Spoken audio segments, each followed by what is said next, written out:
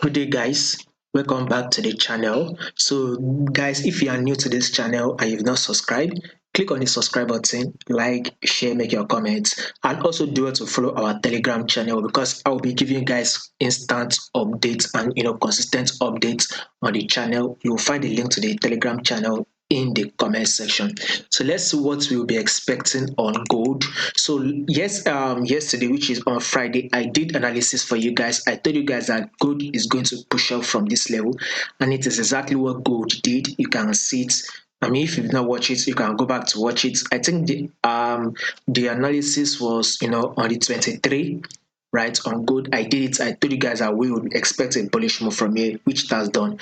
Now for this week, we will be expecting another movement to the upside, probably break above this. We'll be expecting a new higher high.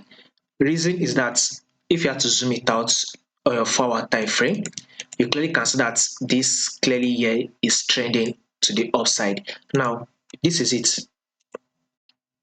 So this is your first high. We will take a look at this to be our higher high. Then here comes to be our higher low. It dropped, right? Here we can see another high here. Then we add this our higher low.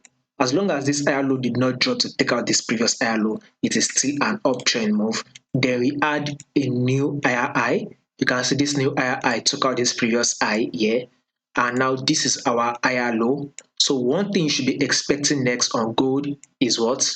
A new higher high. So basically gold is still going to push up till it clear this previous high. So that is one of the reasons why I was saying we are likely to break above a level of 2,530. Possibly this week we should be hitting a level of 2,600. So our level or our target for this week should be a level of 2,600. So more updates will be covered in the Telegram. You will find the link to the Telegram channel in the comment section.